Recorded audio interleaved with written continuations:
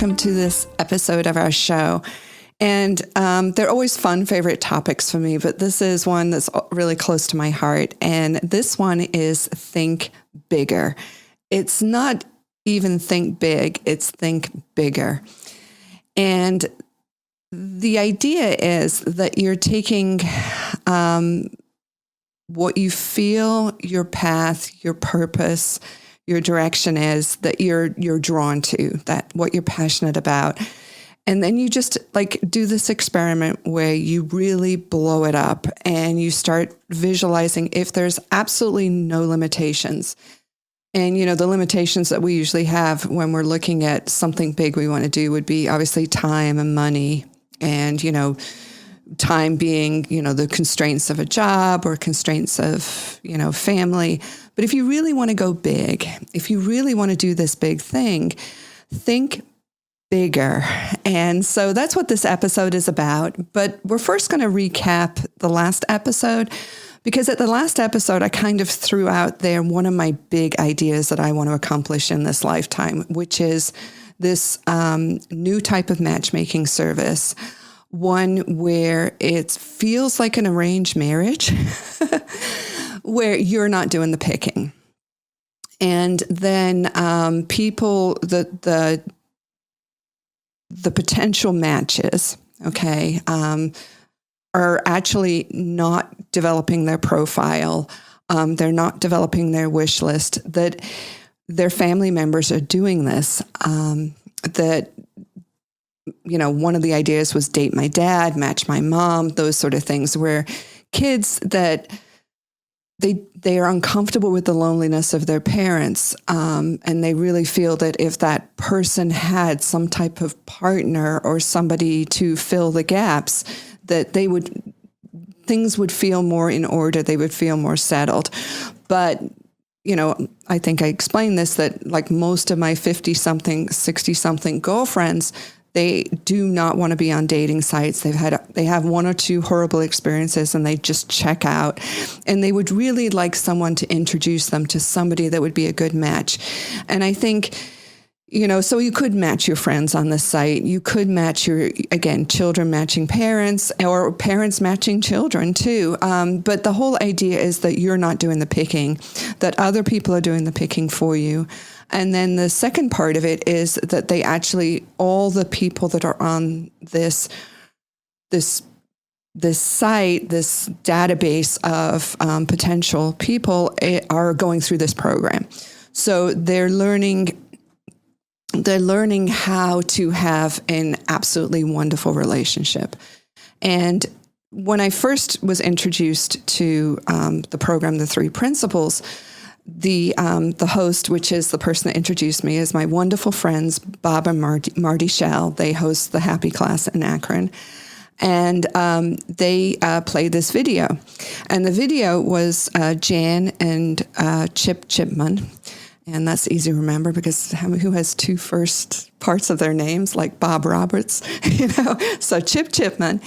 And they talk about their experience. They talk about their beautiful relationship that they have, how, going through this, all those things that bother you about your spouse, all those things that are, in your mind, like, oh, this drives me crazy, that drives me crazy. You're trying to change this person. You're trying to, you're trying to get them to be something that you have this ideal in your head of what a husband or a father or anything should be, and you're forcing this change. And when you're in this program, you realize that fundamentally everybody is absolutely fine. There's nothing wrong with them, and so what you do is you just change your whole approach and you just start supporting each other. And, one person has a vision of what they need to do with their lifetime, and you have a vision of what you need to do with your lifetime. And you find alignment in those, and you find how to support each other in where they want to go and what they need. And it becomes this really mutual working together. And so going through this program before you start being matched is that you're open to this, that it's not only the physical, it's this alignment of goals, this alignment of working together, this alignment of finding this partner that is going to love, adore you, support you, be the person you need to help you achieve your greatness. And so that's my vision. And so my goal, when you're thinking big, you don't necessarily have to think, I don't know how to do this. I don't know how to make it happen. I don't know where to go or where to start. So for me, being an entrepreneur, it's just finding the right partner to collaborate. Maybe it would be a new spinoff of eHarmony, somebody that's already got all the technology, the database. They've got everything they need, but they want to target this audience that has become frustrated by the dating process. They're frustrated by online dating, and they want to have something different that is a little bit deeper, a little bit more meaningful, and has all the elements of success. So it would be, the matching is not by the person, the matching is by other people that know them. And then going through this program, those things that would say, this isn't the right person for me because of all these reasons. So once you've gone through the initial excitement of the relationship, there's this, questioning is, you begin to really start to throw all the questions in the mix. And the idea is if you're not looking at the person from who they are on the outside, you're looking at the person from like more of a, this deeper spiritual, you're looking for this connection with their soul. When you're looking at it from this point, then is this the right person to support me on my journey? And the whole, the why for the relationship changes. And then things that may have been a deal breaker in the past are no longer a deal breaker because the alignment is with what you're supposed to be doing in this lifetime.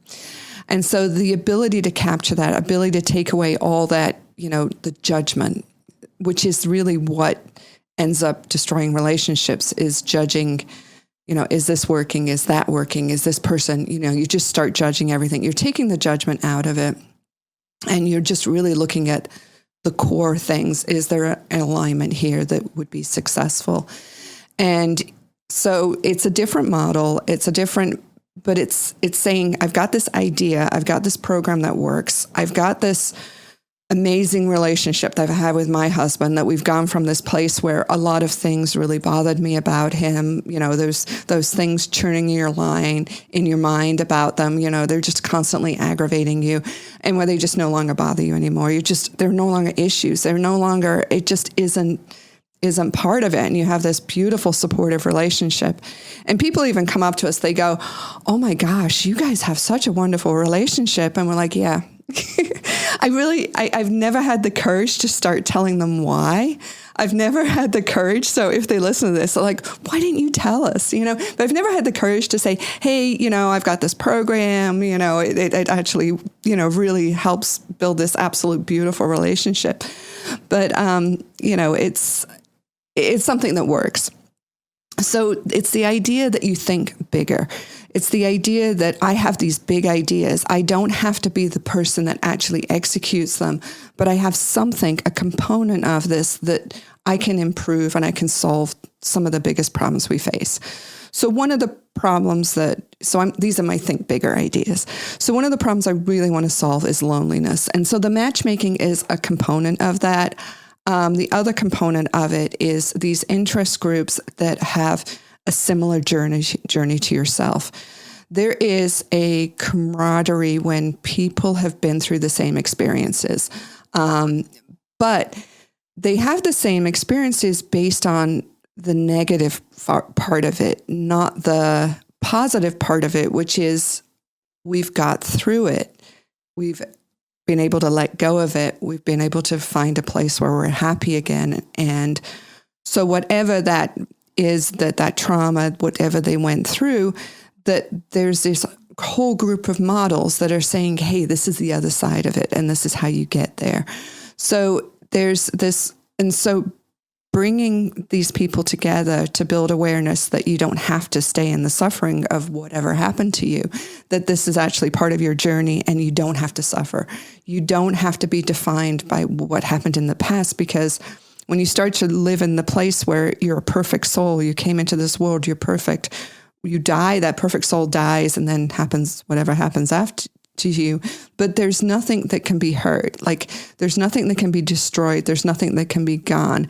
That good, the core part, the essence of who you are is always there. Then when you start to operate from that, no matter what happens outside, no matter what happens, what's the experience, no matter what your programming is, no matter what the patterns that you've told yourself and you believe, all of that can just be reprogrammed. It can disappear, and you can start to operate from this place. And that's really where the idea flow is. That's where all the answers are. There's just so many ideas. And you can say that that's, back to episode 1, that's the mothership, sending down the ideas. It's the universe. It's, if, you're religious, that's God, that's Spirit, the Holy Spirit, that's whatever that is. There is something there. There's something to it. There's this flow of ideas that you can tap into, this inspiration, this wisdom, and living from this place is just amazing. And then everybody you meet, you're no longer judging them. You're just trying to connect soul to soul with them. And that's what I love about my children. Of course, I'm proud that they're doctors, but it's not that they're doctors, because again, we're not in a world of like consumerism and materialism anymore.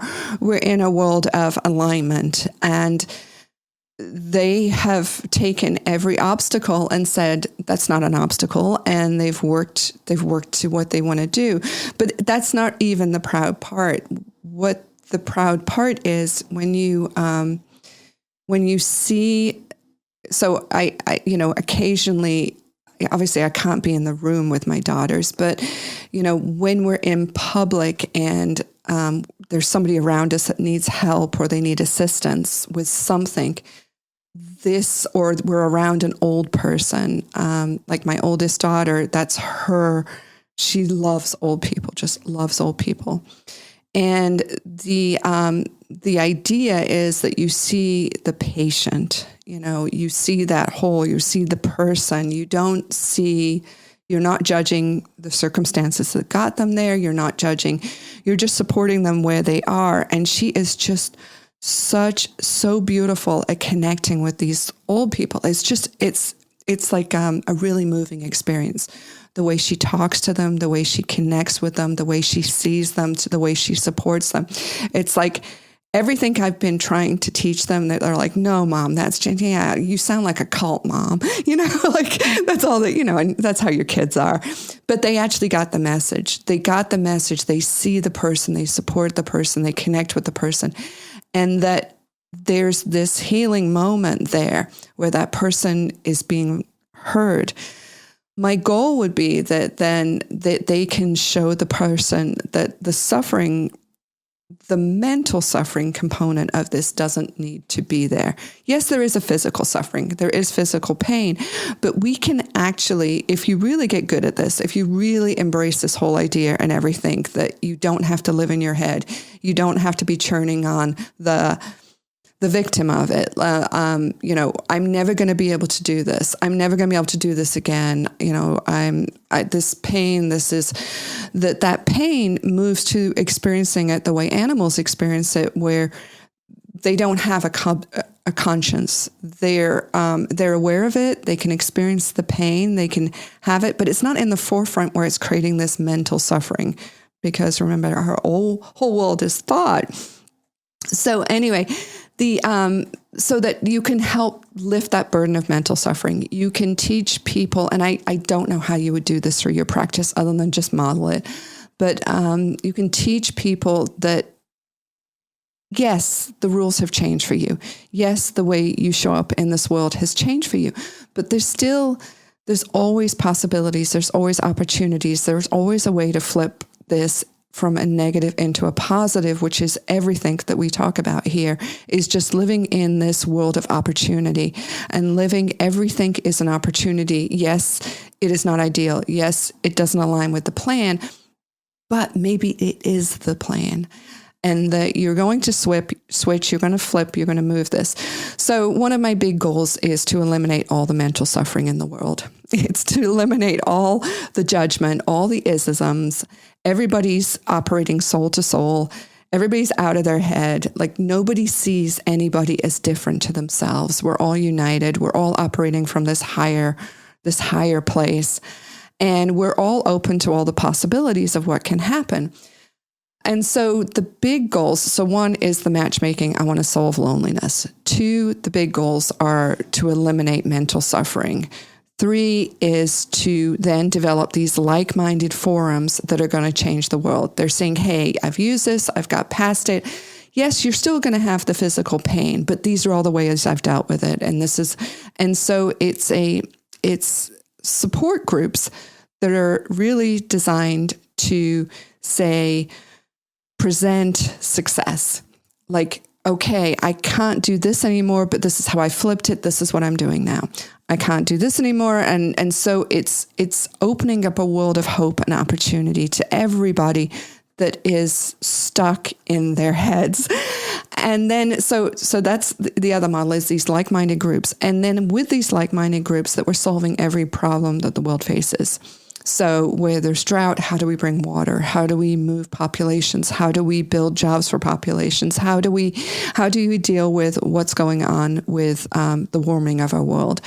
And then how do we fix global warming? Because what you know is that the indigenous people know how to solve this problem.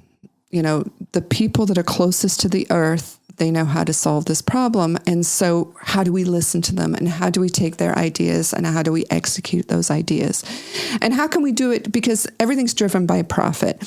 How can we make those ideas for-profit ideas? You know, how can we fund the problems that exist in this world? So it's these groups, it's these forums, it's these idea banks, these this harvesting of ideas, and then these incubators of ideas to then come up with bigger solutions, bigger problems, and then just everybody start to live from this better place instead of the worst of ourselves, to live from the best of ourselves. And it's a very big idea. All my ideas are very big. I'm just looking for the right partners to collaborate with, to join with, to help support all of these missions, and then to encourage everybody to do the same. You know, everything in your life starts the small problems. You know, start with what is really, like, if there's one thing you need to change right now, what is that? You know, put it out there, go to bed on it, sleep on it, do 2 minutes of brainstorming every morning, all the ideas, and always think about the ideas like there are no limitations. Like time and money are not a limitation. Talent is not a limitation. You can find somebody who can help you with the pieces, parts. It's really, how do you solve these problems? And what happens is when you shift and you start looking at opportunities and possibilities, the momentum that you create just starts to attract alignment and all the things you need to move it. This is a note from our sponsor, me. And this is coming from one of our amazing clients, 𝗘𝗶𝗀𝗏𝗏. And if you're looking to plan the ultimate family vacation, northern Michigan is definitely where you should go. 𝗘𝗶𝗏𝗏 can be your base camp. It's just an amazing resort where nature meets adventure. And whether it's summer or winter with extreme tubing and dog sledding, or in summer you can go to the Sky Bridge, Mackinac Island, Sleeping Bear Dunes, every outdoor activity that you can imagine. Go to 𝗘𝗶𝗏𝗏s.com, and this is where you're going to plan this incredible vacation and memory for your families. And get super creative too. They're huge ideas, and my goal is just talk through how these are working, and inspire you to make these changes that are just really fundamental to this whole currency of happiness, and this whole currency of, at the end of the day, I look back on my life and say, nothing held me back. There was no barrier that I couldn't step around.